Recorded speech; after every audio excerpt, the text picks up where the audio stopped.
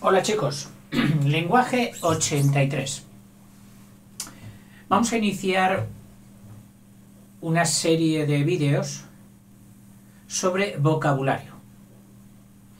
Vocabulario significa conjuntos de palabras. Qué duda cabe de que si tú supieras el significado de muchas palabras, es porque sabrías mucho. Vamos, que se te podría ocurrir, pues voy a saber todas las palabras del mundo, todas las palabras que hay en un idioma, en el mío. Cogerías un diccionario y empezarías, esta me la sé, esta no, me la estudio, vamos, ya me la sé, la siguiente. Claro, eso sería una asignatura dificilísima, aprenderte todo un diccionario. Pero bueno, no es descabellado, ¿eh? Y si te dieran a escoger un día, oye, ¿te vas a quedar con un solo libro? Pues sin dudarlo, quédate con un diccionario porque trae muchísimas palabras de todas las asignaturas, de todas las materias y te podría servir seguramente más que otros. Bueno, pero vamos a hacer lo siguiente. Coger todas las palabras así en bloque y decir, voy a empezar para aprendérmelas. ¿Y si escogiéramos unas palabras que fueran muy resultonas? Que con ellas, al mismo tiempo, al aprender una, estuviéramos sabiendo el significado de otras muchas, porque tienen mucha familia. Y al aprender esa palabra madre, estás aprendiendo muchas hijas de ellas. Estas palabras son las que vamos a estudiar. Y te voy a decir qué es lo que vamos a hacer. Bueno, primero te voy a poner al corriente de que la palabra, al ser la píldora, al ser la pieza básica en todos los idiomas, pues tiene también sus partes. Es curioso que cuando la ciencia llega a decir, esto es la unidad de esto, y uno se dice, ¡oh, qué contentos estamos! Hemos descubierto la unidad, hemos descubierto la célula, hemos descubierto el átomo. Son las unidades de sus respectivas materias. Pero luego vienen otros detrás y dicen, para. Mire usted, el átomo no es una sola cosa. ¿Cómo que? ¿Qué va? Dentro del átomo hay muchísimas cosas. Claro, las han demostrado y han tenido que decir, pues sí. Bueno, pues con la palabra también, en principio, aunque ya sabemos que hay otras cositas que se llaman letras, que son las que componen las palabras, no, pero dentro mismo de la palabra, si esto fuera una palabra, suele haber tres cosas. Una que va delante, por eso la llaman pre. Otra que va detrás, por eso la ponen delante de su parte, le ponen su. Y luego, como estas piezas van fijadas, pues a estas las llaman prefijo y a estas las llaman sufijo. ¿Qué significa? Partecitas de la palabra que van unas fijas delante y otras fijas detrás. Y aquí estaría el núcleo de la palabra. Entonces, ¿cómo llamaremos ese núcleo de la palabra? Pues lo han llamado lexema.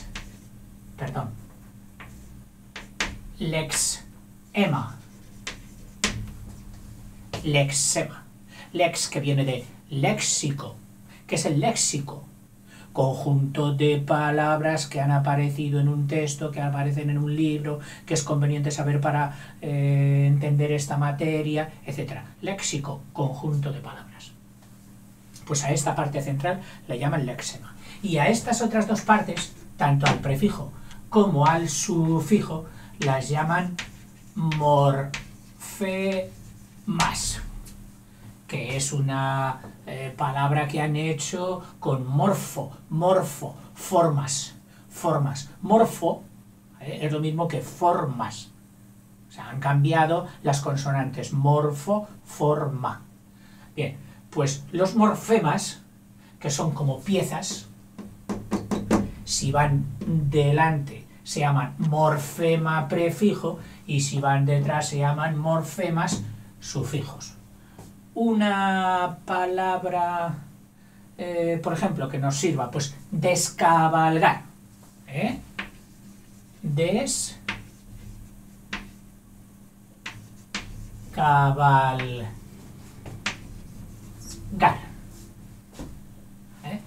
¿Por qué separamos des o por qué decimos que des es como un prefijo? Pues porque estas tres palabras des las encontramos en otras muchísimas y además vienen a dar el mismo significado, que es dejar de. Descabalgar. Cabalg es ir montado sobre una caballería, sobre un objeto que te transporta.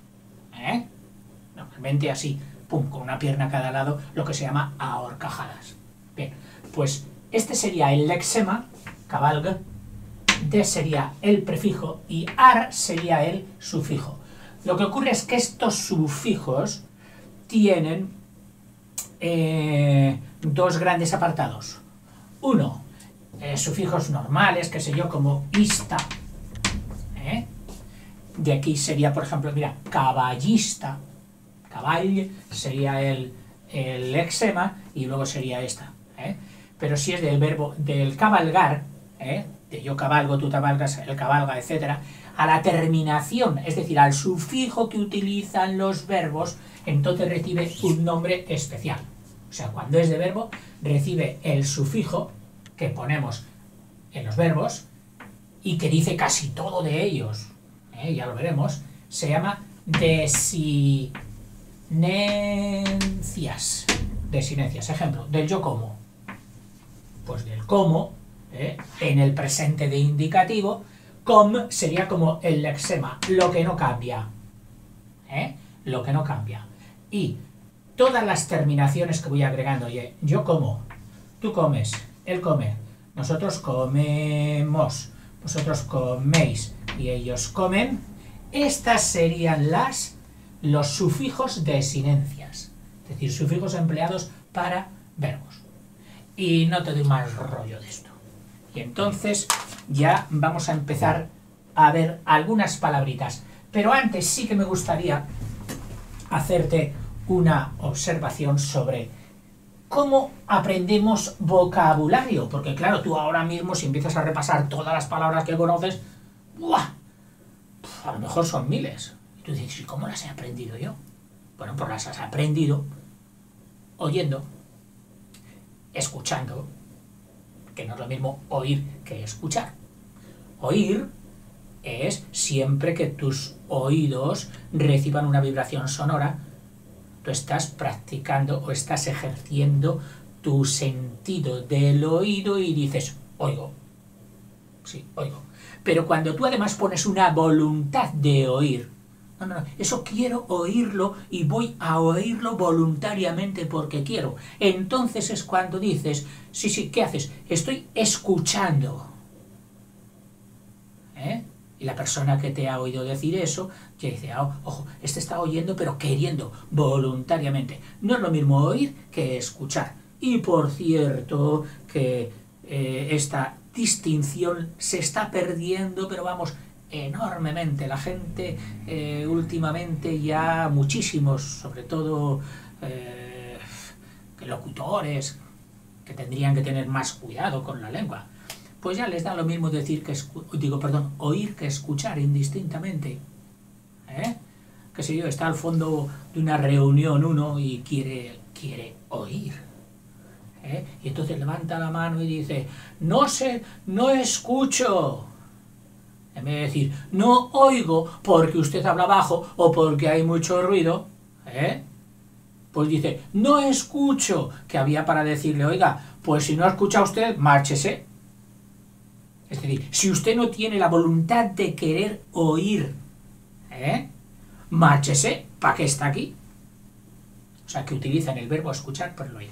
Bueno, también entra esto dentro del significado de las palabras y su correcto uso, o lo que se llama la propiedad, utilizar la palabra propia, no una al poco más o menos, una que es de la familia y bueno, tú ya me entiendes, no, hay que hablar con propiedad.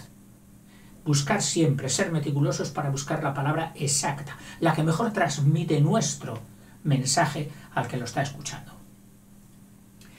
Pues aprendemos las palabras normalmente. El niño pequeñito, que no sabe ninguna cuando nace, la primera vez que oye, o bueno, cuando ya tiene un añito, la primera vez que oye manzana, que oye la palabra manzana, la oye en un contexto, es decir, del texto de donde él ha oído la palabra manzana. ¡Uy, qué manzana más bonita! ¡Uy, qué manzana más bonita! Todo esto sería esto.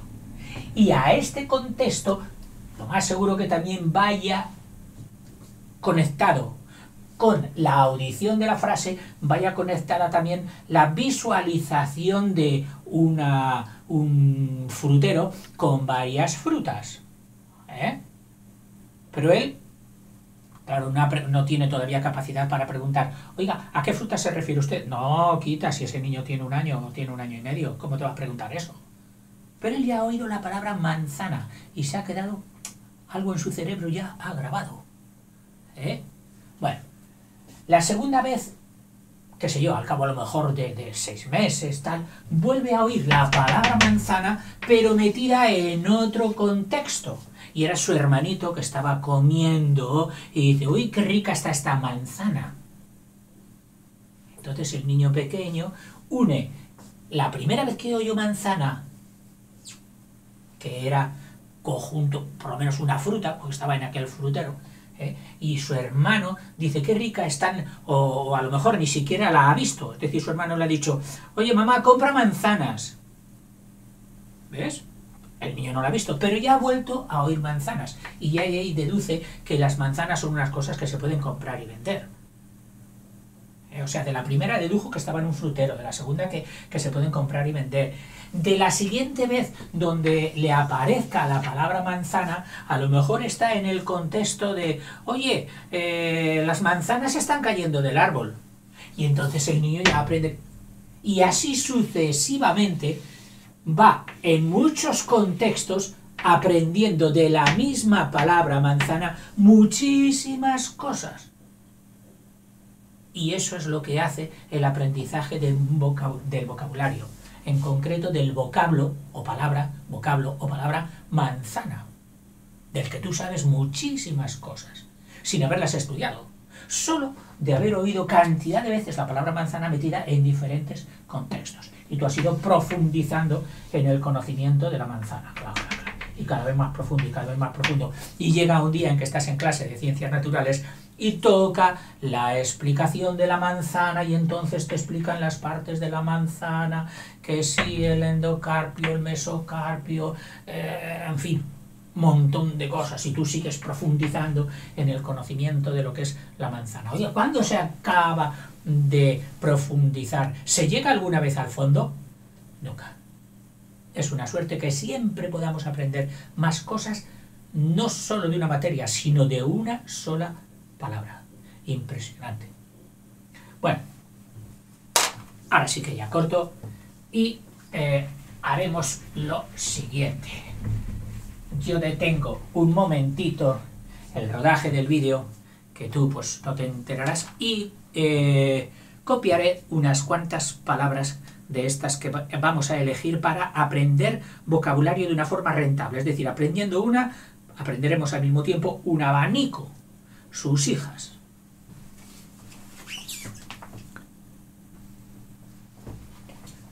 Bueno, aquí tienes la primera lista que hemos entresacado de un libro de texto corriente y normal. Todos estos prefijos son de origen griego. Tú sabes que el griego es como la abuela de nuestra lengua española y la madre sería el latín. Entonces, no solo es la madre y el latín la abuela de la lengua española, sino de un conjunto de lenguas, especialmente todas europeas, alrededor de lo que fue el Imperio Romano, que dieron lugar luego a lenguas como el español, el portugués, el francés, el rumano, el italiano, etc. Y hay que recordar que aunque el inglés, el alemán, el sueco, el noruego y todos los nórdicos no tienen tanta conexión con el antiguo latín, sí que el Imperio Romano estuvo también en las Islas Británicas. Y entonces de allí no solo dejaron residuos de su lengua, que formaban palabras que hoy son inglesas,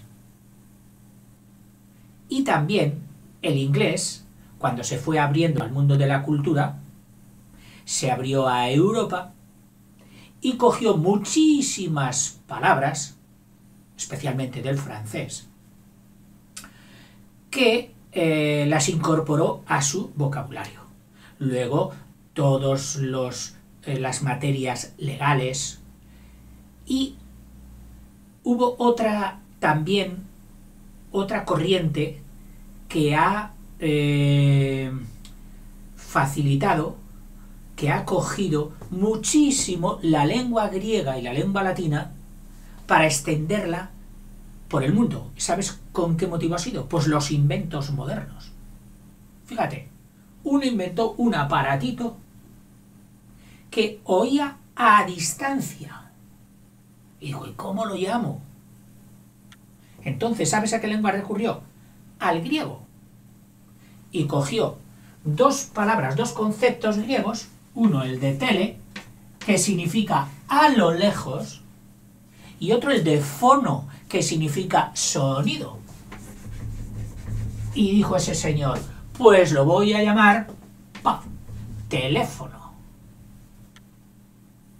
Ah, mira qué bien, no existía y ahora existe. No tenía nombre y yo le he construido un nombre. ¿A base de qué? A base de lenguas de prestigio que sean admitidas por todo el mundo culto. Y el griego y el latín son lenguas, aunque muertas, que las llaman porque hoy ya nadie las habla. Bueno, en Grecia se habla un griego moderno, que es descendiente del griego antiguo, pero no el griego antiguo, el griego clásico y el latín clásico, que se llama, ya no se hablan, pero son respetadas en el mundo entero, porque condujeron, hay cantidad de textos todavía en estas lenguas clásicas que fueron el principio del saber en el mundo occidental. En el mundo oriental es otro mundo complejísimo, quizás más complejo que el mundo occidental, donde ya mandan otras lenguas, donde manda el chino, el mandarino, el japonés, etcétera, etcétera, el indio. Bien, pues nosotros vamos a empezar ya con estas frases. ¿Que te las tienes que aprender? Hombre, yo diría que sí, porque es que te van a servir muchísimo. Mira, resulta que todo lo que empieza por anfi, significa ya o da una idea de que hay algo doble, o de que es de una parte a otra. Ejemplo, la palabra anfibio. Bio significa vida, pues es que tiene dos vídeos. ¿Por qué? Porque observaron que los anfibios podían vivir en dos vidas, en dos sistemas de vida, el aéreo y el acuático. Que una rana se sumergía y no necesitaba salir a respirar. Respiraba o hacía su oxigenación de la sangre dentro del agua. Entonces dijeron, este es un animal y todos los que son como él, los tritones y todas las salamandras, etcétera, pues todos son anfibios. Dos vidas, dentro y fuera del agua. Anfiteatro. Pues el anfiteatro eran los teatros normales, eran así, un escenario y todas las gradas puestas alrededor para que todos los espectadores pudieran ver a los artistas. Pero hubo alguien que dijo, oye, que yo no voy a hacer teatro, que voy a hacer espectáculos. Entonces voy a hacer como dos teatros, es decir, un teatro desde una parte a otra parte.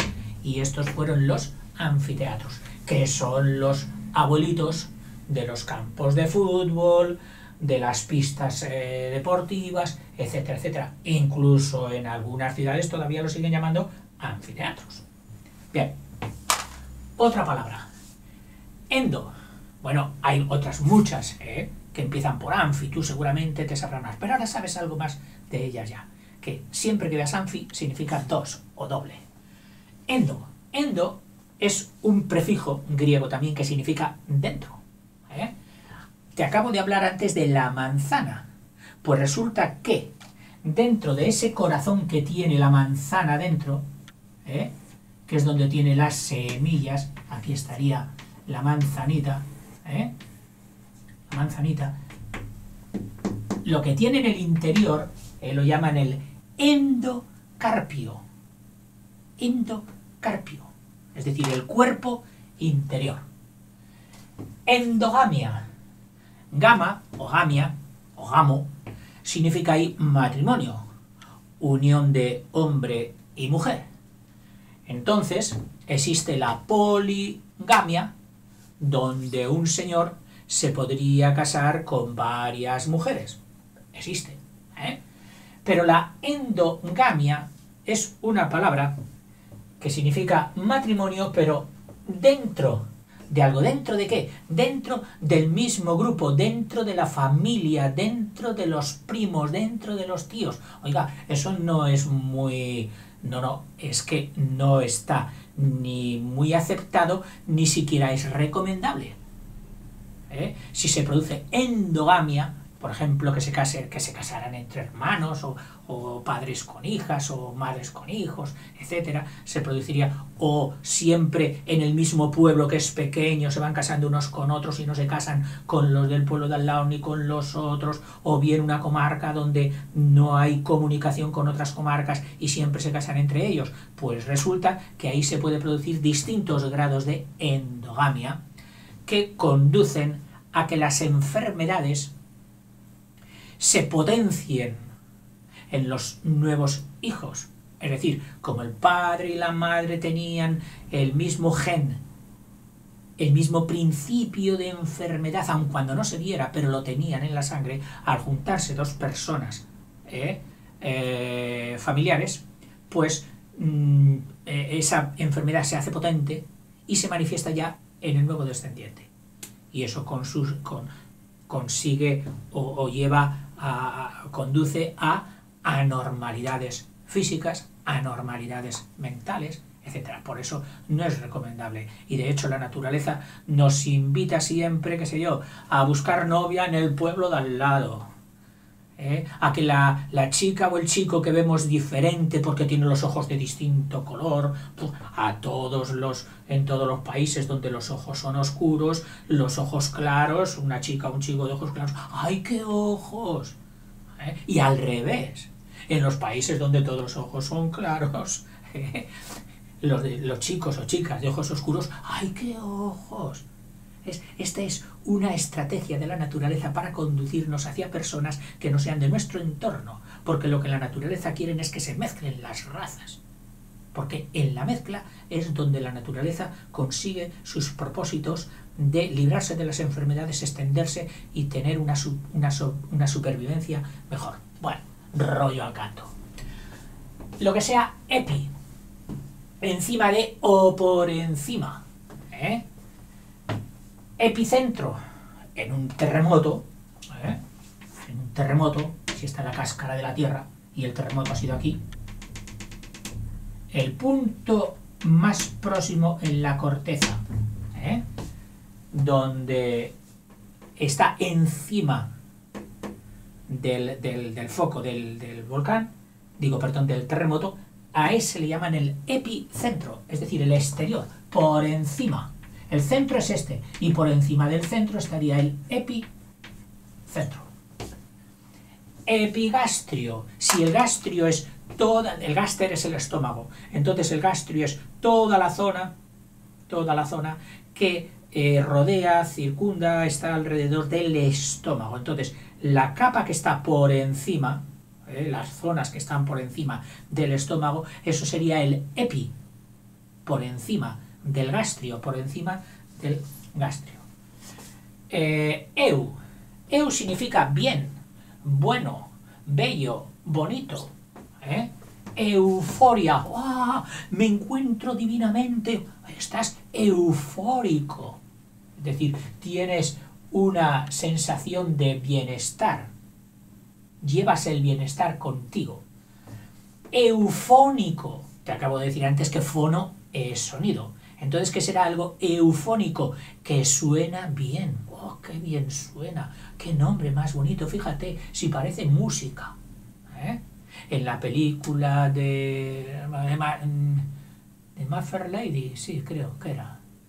Bueno, cuando enseñaban a hablar bien a la chica, a la protagonista, sí, había una frase que proponían, en la traducción en español, como eufónica, como una frase muy sonora, que recuerdo que era: la lluvia en Sevilla es pura maravilla. Y con esa frase que dicen que tiene unos sonidos tan bonitos, tan esto, tan lo otro, pues qué bien, eso es eufónico. Lo contrario de lo eufónico, que lo estudiaremos también en otra lista de palabras, sería lo cacofónico. ¡Oh, qué mal suena! ¡Qué estridente!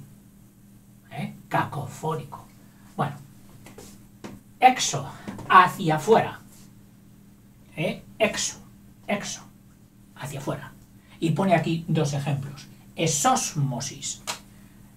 La ósmosis es un fenómeno de la naturaleza que se da cuando hay una membrana vegetal y aquí hay un cuerpo que está más concentrado y aquí un cuerpo que está más diluido. Es decir, por ejemplo, si fuera agua salada, pues si aquí hay una membrana, como una telilla finita, que puede ser la telilla de una cebolla, la telilla de una célula de la piel, nuestra propia piel, etcétera, pues tiene la especialidad de que el concentrado no sale, es decir, la sal no sale, la que puede ir de un lado a otro es el disolvente, es el agua, y tiende al equilibrio, es decir, tiende a que los dos estén igual de concentrados, igual de diluidos, con lo cual el agua de aquí, que es el diluyente, atravesará la membrana para hacer que la parte concentrada, la parte muy salada, esté menos salada. Oiga, pero entonces si pasa el agua esto se hinchará. Efectivamente, se hincha. Por eso dice que no tenemos que tomar alimentos con mucha sal, porque claro, como tienden al equilibrio osmótico, se produciría un fenómeno por el que el agua que bebemos se metería para diluir esa sal y engordaríamos. Por eso, dieta. ¿Quiere usted adelgazar? Lo primero, disminuya la cantidad de sal.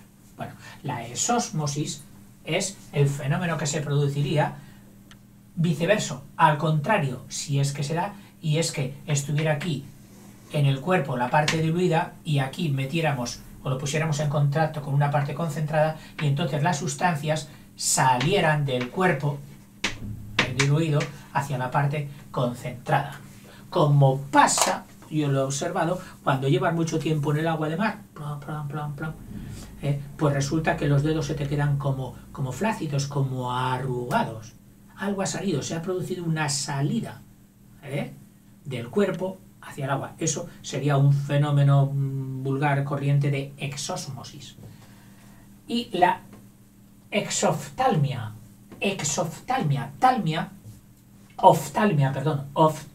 oftalmo significa ojo. Entonces hay peces que tienen los ojos así, hacia afuera. Y otros animalitos también que los tienen hacia afuera. Muy salientes. ¿Para qué? Cada uno tiene sus recursos para ver, para esto, para lo otro. Bueno, pues ese sería un ejemplo de exoftalmia, ojos hacia afuera. Los nuestros no, los nuestros están hundidos porque son muy listos y saben que cualquier golpe, ¡pof!, que no les llegue a ellos, que el arco orbital les tape el golpe. Si tuviéramos los ojos exoftálmicos como otros animales, tendríamos muchos problemas. Otra palabra, hemi, mitad o medio, que esta la habrás oído bastantes veces. Te pone ejemplo, hemisferio, cuando de una esfera y sobre todo referido a la esfera de la Tierra solo cogemos la mitad, pues eso sería un hemisferio. Y si cogemos en este sentido, pues tendríamos el hemisferio norte y el hemisferio sur. Eso que los niños pequeñitos nos creíamos que, ¿cómo vivirán los del hemisferio sur? Se caerán todos. Bueno, tú ya sabes que no. Que la gravedad siempre va hacia el centro de la Tierra, y que eso solo es una fotografía, que supongo yo que los del hemisferio norte la ponemos siempre con el norte arriba, y supongo que los del hemisferio sur por contagio pues también lo hacen, pero perfectamente ellos podrían poner la Tierra ¡hala! Los del hemisferio sur estarían de pie, los del hemisferio norte estarían cabeza abajo. Bueno, hemisferio y hemiciclo. Ciclo es círculo, rueda. Entonces es curioso que esta palabra se suele coger en foros o reuniones de personas donde una habla y los demás escuchan. Podía ser una clase, pero bueno, en las clases no se suelen hacer en forma de semicírculo como los teatros romanos, pero sí en los parlamentos, es decir, en esos lugares donde están nuestros gobernantes, nuestros representantes, haciendo leyes. Claro, leyes para cumplirlas, porque si las hacen y no las cumplimos, vamos. Bueno, pues en esas salas, que suelen ser salas grandes, hay todo unos sitiales de asientos, y aquí está la presidencia con una tribuna para el orador, para el que ora, para el que habla. Esto sería un hemiciclo, media rueda. Otra, hiper, más allá, en exceso. Está hipersensible. No le digas nada que en estos momentos está hipersensible, enseguida se lo toma mal. O bien, oye, ¿qué te pasa? ¡Ay! Oye, estás hipersensible. Sí, es que aquí me quemé y todavía lo tengo. O sea, estás más sensible de lo normal. Hipercrítico. Crítico es dar tu opinión sobre lo bueno o malo de algo que ves. Estás haciendo crítica. Entonces, si no dejas pasar una... No, oye, eso ponlo bien. Bueno, ya voy. Y una cosita. No, y aquello no. Esto que... Oye, te estás pasando. Hoy estás hipercrítico. Más crítico de lo normal. Y por último, hipo. Hipo es un prefijo que puede tener dos procedencias. Uno, cuando significa por debajo de, insuficiencia de, que es este caso, y el otro es de caballo. El de caballo hoy no lo cogemos. Solo cogemos el hipo por debajo de o insuficiencia, como sería hipotensión.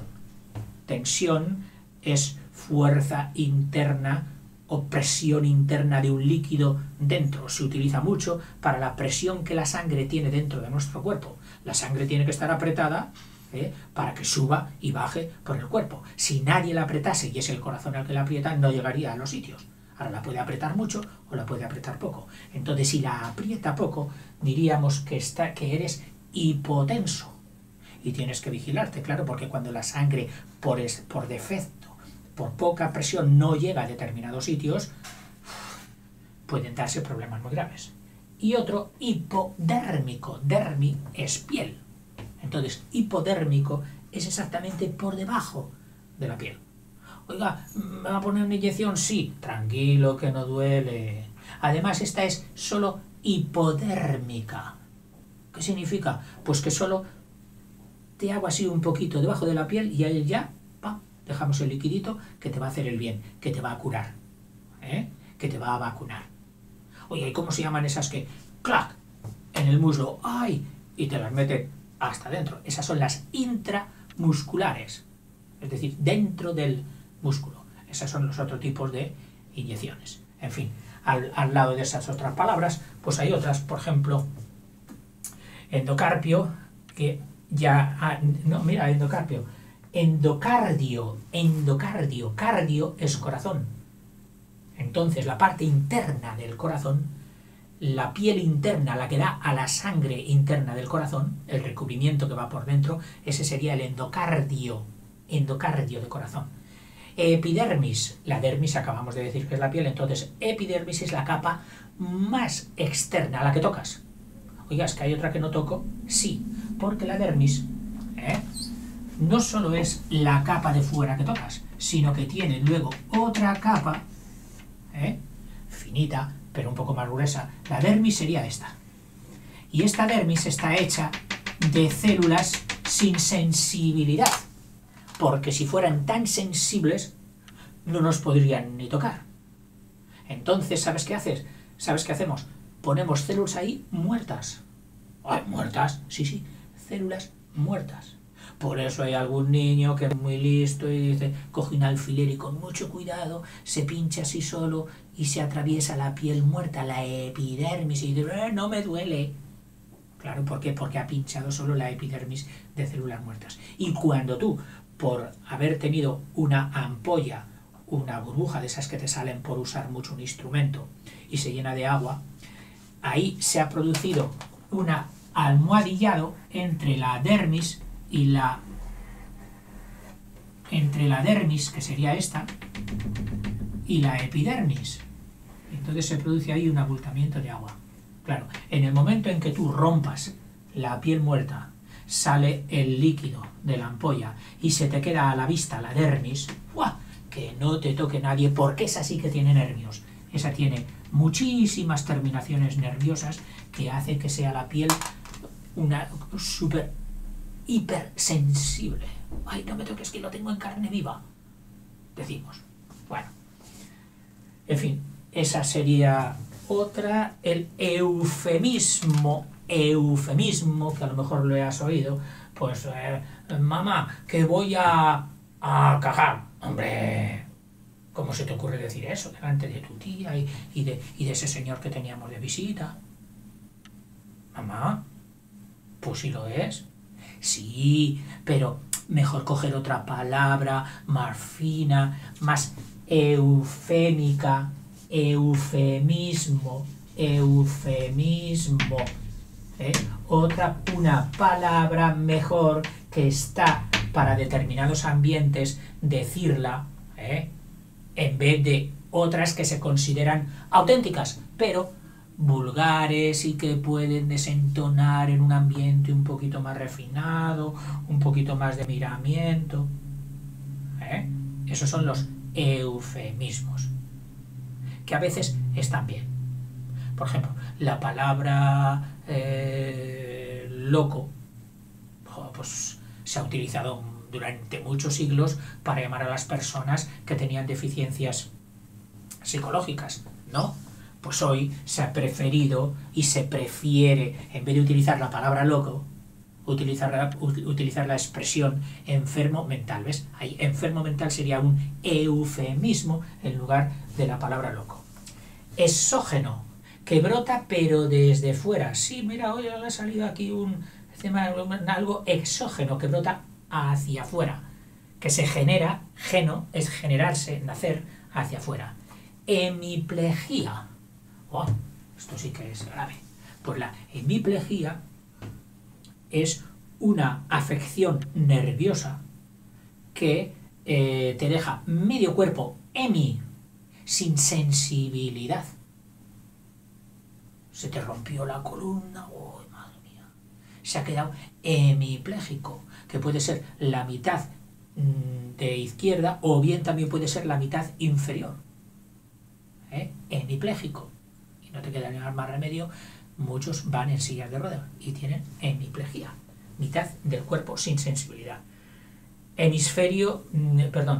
Hipertenso, pues hipertenso sería lo contrario de hipotenso, es decir, que tu sangre está muy prieta. Ojo, porque al estar muy prieta te puede reventar algunas cañerías, algunas venas finitas, y si se te revientan también pueden dar lugar a ictus cerebrales, etcétera, etcétera, muy peligrosos. Por eso la tensión hay que tomársela, sobre todo en las personas mayores, para ver que no esté ni muy alta ni muy baja.